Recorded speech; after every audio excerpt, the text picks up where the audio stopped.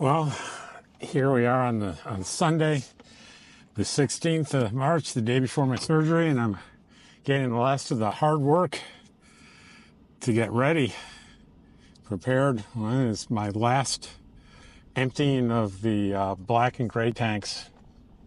I'm doing that right now, and I'll be cleaning everything out and putting the tank up on the ladder and securing it for when I leave on the 7th of April. If I need another empty before then, I don't think I will, but if I do, I'm going to call Ironwood out to do it for me. I just have, no clue what my capabilities will be over the next few weeks. So I have to plan for the worst, hope for the best. So that's what I'm doing. So we're going to go, instead of the Blue Boy dump station, we're going to the main dump station. And I'm going the long way because there wasn't enough room to put the big tank inside the bed, so I had to put it on the tailgate. So I'm not going to be going through any big washes. I have it ratchet strapped on, but it's probably at the limits of the weight bearing for that tailgate, so I'm going to go slow, and I'm going to take the long way around.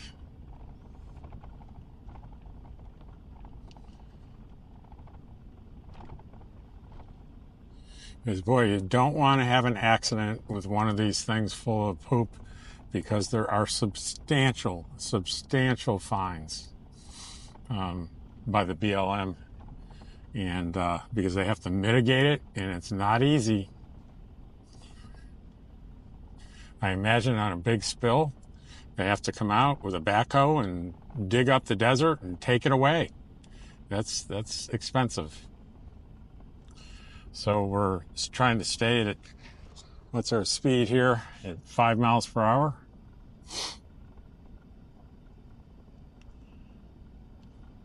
The problem is if I'm at the weight limit for that tailgate, so I'm going to guess I've got about 30 gallons in there. So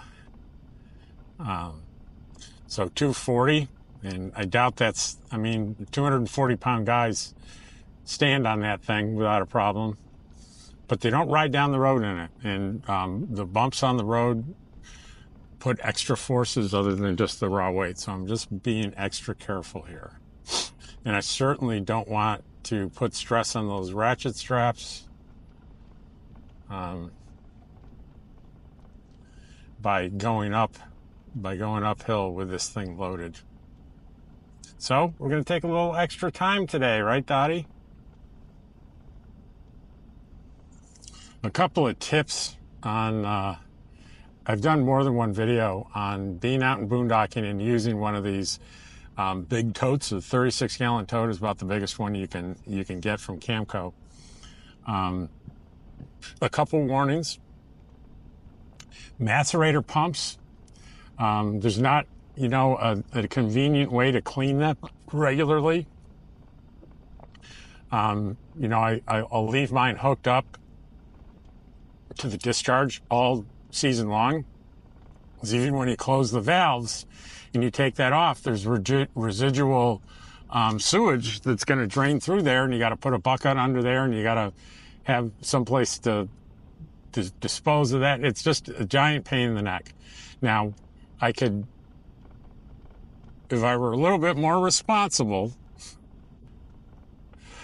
I absolutely could clean that macerator pump out every single time, and that's ideal.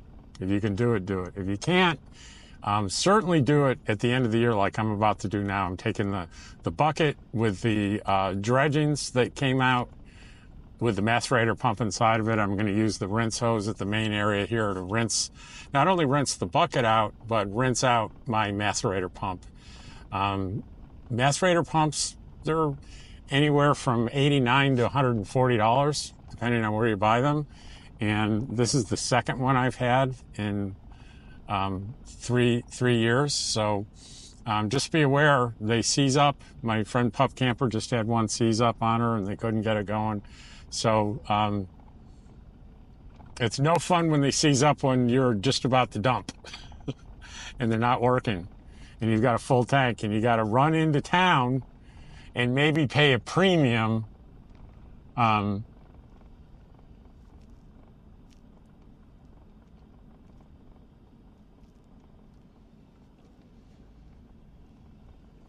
I think I can make it through here just fine. You're going to pay a premium for than you would pay if you did one through Amazon. So, it's probably a good idea, like your water pump, to have a spare. I know it's not convenient.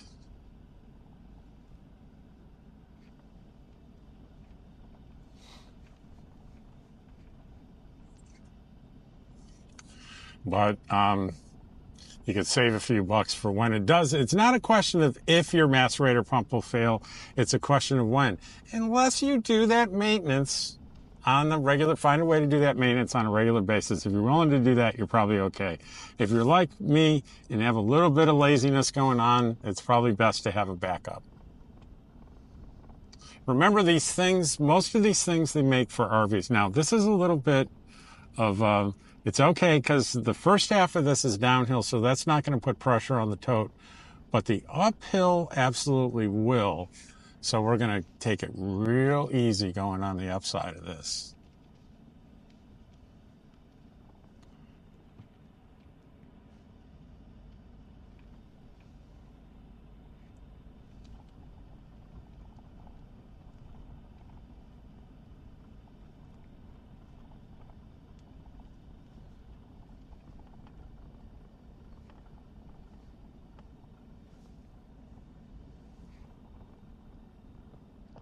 Got a little bit of a line here, which is okay. A little bit of a line on Sunday.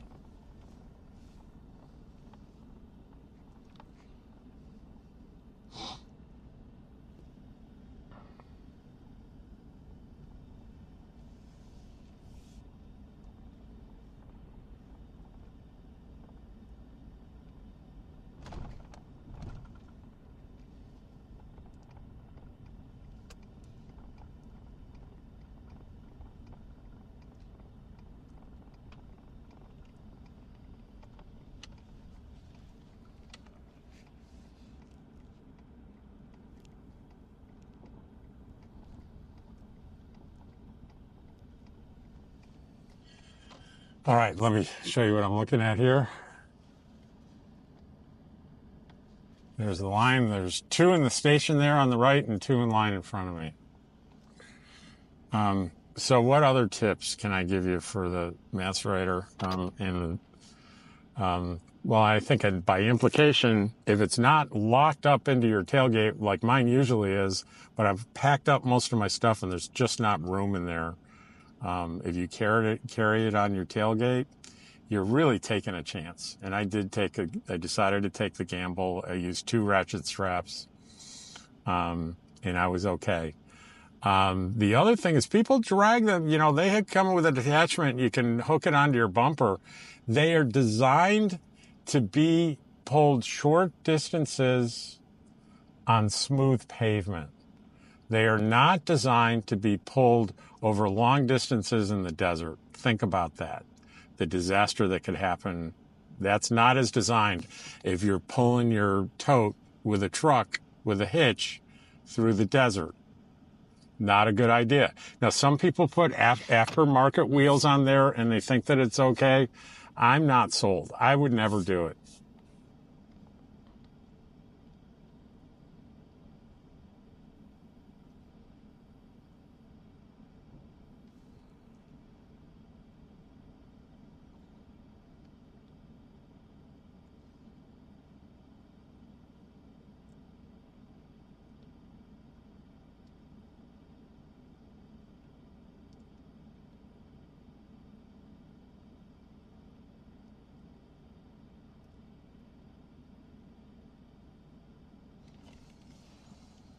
So there's now there's just one in front of me.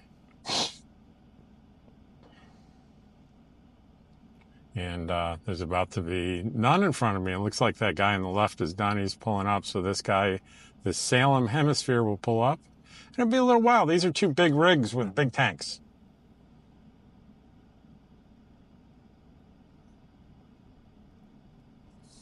But I will tell you, once you get into the routine of being able to dump your tanks through the tote in a easy, quick manner, it is so worth it because it's such a pain in the neck to break down your camp and hook up your trailer and drag it to the dump station. And the other thing that you could do is out in Quartzsite, you could hire the Ironwood folks to for $60, they'll come out and pump your tank out, and you know you can do it. It uses really high pressure suction, so if there's any junk in your tank, it'll suck it out, and that's a good thing. And you can give yourself, hey, maybe I'll do that 1 or 2 or 3 times during the season just to keep things good.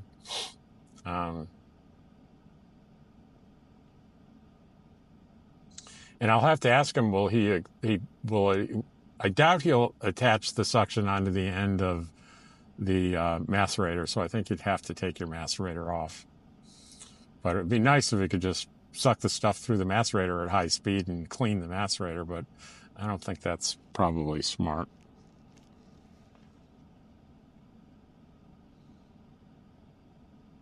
Might damage it.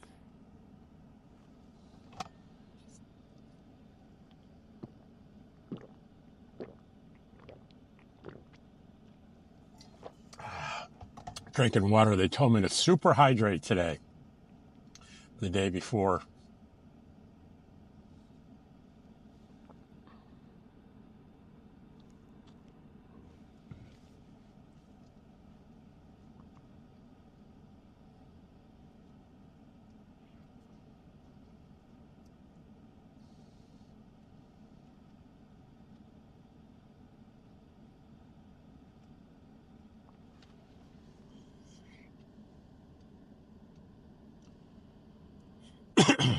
So, how am I feeling about my surgery coming up? I've gone through a lot of emotions regarding it. You know, there's no statistical danger to me. I mean, in terms of these, there are rarely complications. Even, you know, I stand more of a chance of getting killed driving into town than I do getting the surgery. I think it's the unknowns of what recovery will be like. And that sort of anxiety has become less and less and less as I've discovered a fundamental thing after all the research and all the people that I've talked to directly that have had the surgery, not to mention all the people that post their experiences online and the opinions of doctors and physical therapists. And there are a lot of opinions out there and a lot of examples. And the big thing that I came to a conclusion of late on is the experiences are very individualized, the recovery experiences. Almost universally, you'll hear after the recovery's over, double thumbs up from literally everyone that I've seen. I'm sure there are people that have bad experiences. I haven't found any. It's the variability in the length and the intensity of the recovery. And my anxiety, I think, it's not related to pain. I'm not afraid of pain. Got adequate medication for it. I guess the biggest anxiety is it would be miserable for me to not be able to sleep. That would be tough. But as far as I would prefer not to rely on my friends I'm camping with to do daily things that I hope I can do myself, like prepare my meals and things like that. Now, they're there to help, and they will help me. My preference is I want to do it myself. Who wouldn't? So that's that.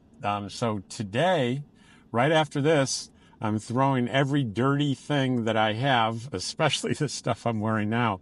We're going back to the laundromat. We're going to do another load of laundry that includes bedding and everything. And I'm going to take another one of the preventative antibacterial showers and put on a clean set of clothes. Then I'll have clean bedding tonight. Then tomorrow morning, before we go to Yuma, we're going to go back to the laundry, and I'm going to take another shower,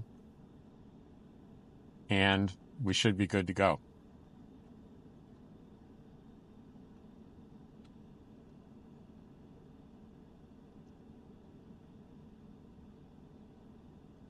And then we're reporting there at noon. Well, hopefully we get there early so we can go to Walmart, pick up the medications. If not, Barb, once she's waiting for during the surgery, she can run to Walmart. Or I think we could probably, I think they're open till 7, so we can go on the way back. She can jump in and get the meds. I think someone's leaving, or they're repositioning maybe. I think, yeah, they're repositioning because was the last one in. It looks like they might be leaving, but they're not.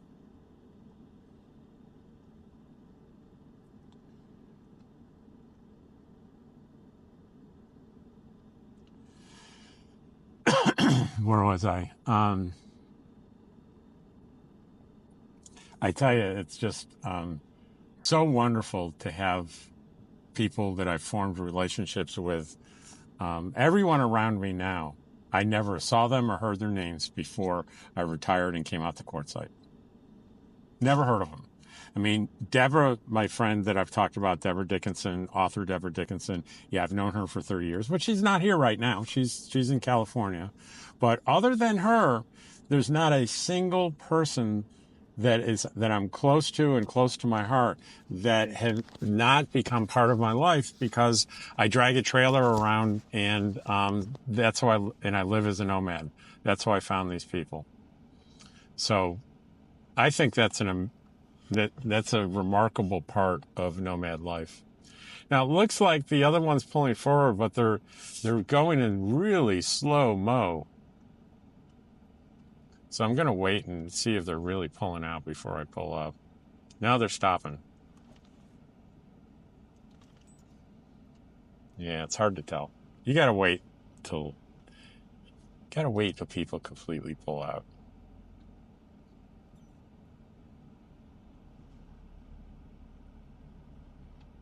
Now there's a guy going by. Look on the left here. Here, let me turn this around. You see that guy? That's a semi with a fifth wheel hitch on the back, and that takes when you buy a semi truck. Most people buy obviously a used one to pull your fifth wheel. You are pretty much eliminating the guesswork on, do I have a big enough pickup truck to do the job of pulling my fifth wheel? That's the big advantage there. The disadvantage is if that becomes your daily driver, that can be a little inconvenient. That can be just a little inconvenient. But definitely a big plus on handling on the road, safety on the road, not having to worry so much about weight. I'm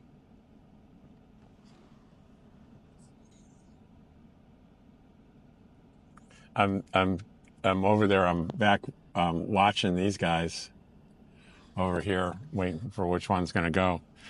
And, you know, I'd like to be next, but I have sympathy for them because I can tell you every time I'm up there and there's someone behind me waiting, I am self-conscious that I'm not moving fast enough. And that I feel like they're staring at me.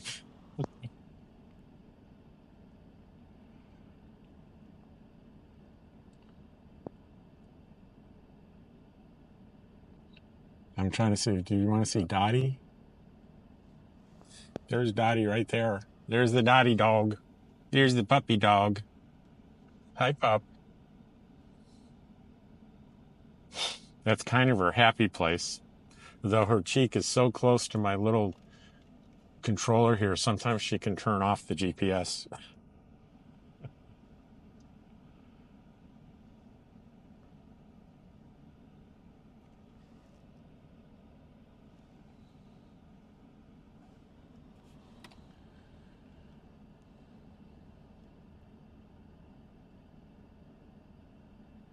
Well, I don't have that much more to say right now, so what I'm going to do is shut this off here, and then I'll reconvene when we're on our way back into town to, I have to go and do the load of laundry, and I have to get the safety shower done, and then I need to I'm going to pick up a couple of cases of bottled water, just for, I'm going to be using bottled water, frozen bottled water in they call it the ice machine thing. So, well, I'll show you that when in recovery, that little gadget that I've got. You might find that interesting. I'll talk to you a little later.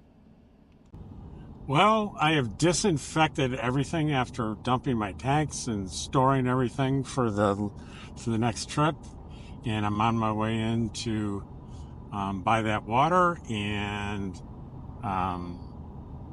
take that shower and do that last load of laundry, including going to do a very high temperature wash and dry of bedding, just to make sure we've eliminated possibilities of infection tomorrow.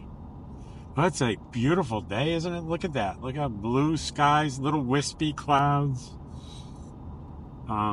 Temperature is in the, I'm going to guess, it says 78 under the hood here.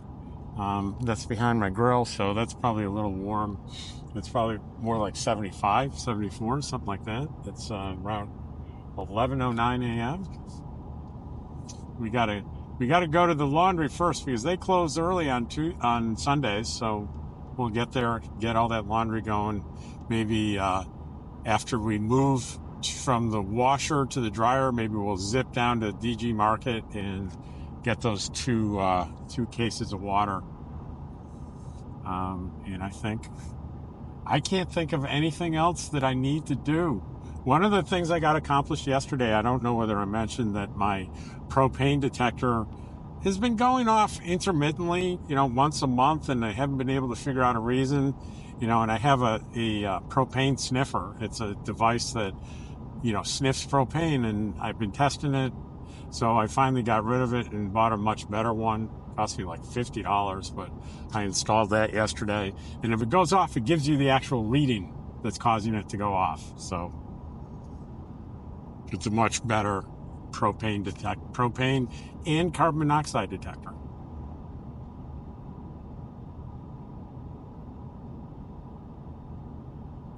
And the one I had, it looks like they're not even making it anymore. Probably because it's so terrible.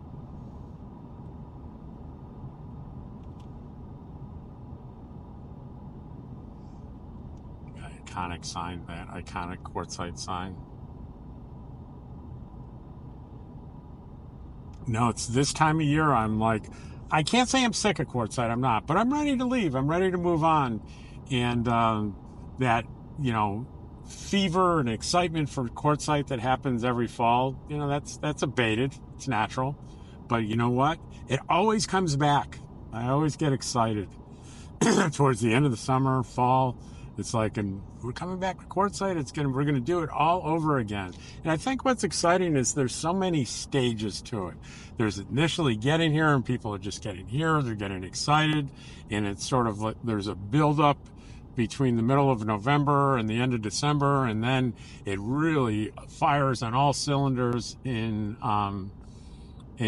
January, and the big tank gets here, and it's just super exciting, and then it tapers off in February and goes down to this like little lull that we have right now we're in the middle of March, only a month left on the annual passes, so people are clearing out pretty quickly.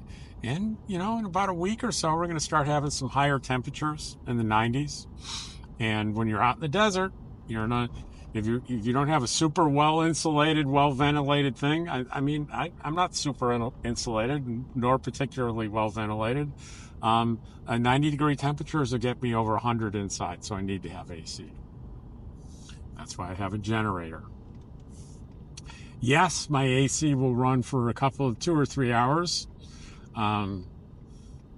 maybe a little longer on my batteries. But if I need AC again the next day, I'm out of luck. I'm going to run out of batteries. I mean, I could run my AC probably for maybe 6 hours total, and I'd be out of battery.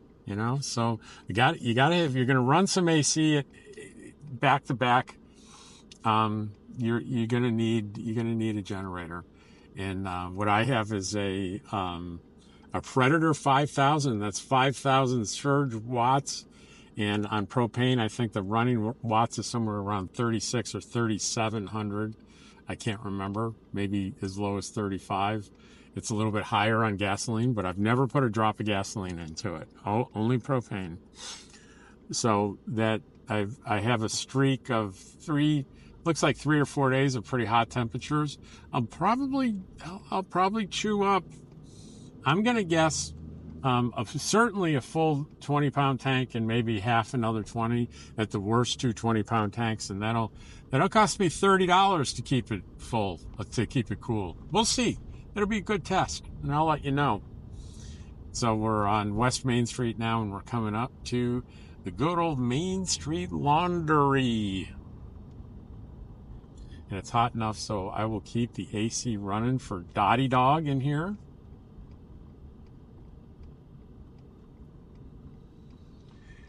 And we'll go in and we'll take care of business.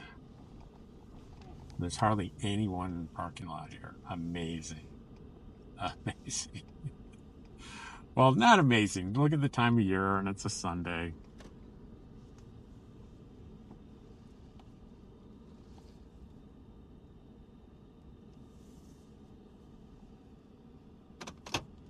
Let's make sure we're not screwing up on the laundry here. Let's check on the hours. I hope they don't close at noon.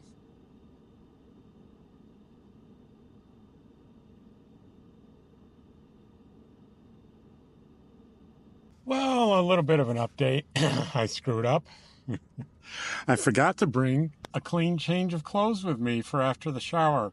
So that does no good to put on dirty clothes, especially doing these showers for the surgery. So I'm just going to have to wait until my clothes, the last load of laundry is done.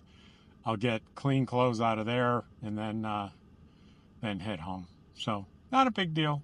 Just going to have to wait, and then probably adding 15 minutes onto the trip today. Not a big deal, especially when we're retired and got nothing better to do. See you in a few. Well, I've accomplished everything. Got clean clothes on, did the scrub down per the instructions from the surgeon. Got one more scrub down tomorrow before I head to Yuma here, and did a little bit of grocery shopping. Got a bunch of extra water, some of which are to be frozen to go into my my ice machine to cool down my leg, as it will likely swell a lot and be very uncomfortable. So that's going to be it for today's video. I hope you enjoyed it, and so the next time I'll see you is I'm going to do the number 365 positive news video tomorrow morning, and then I'm going to start making the first video driving into the surgery, so with Barb. So that will end hopefully with, I'll teach Barb how to use my my camera, and she'll do shots of me maybe after I wake up and being wheeled to the truck and getting out of the truck and getting in the trailer and all my friends helping me. I hope you'll get to see all that. That'll probably be published on Tuesday morning. So that is going to be it. I'll see you tomorrow.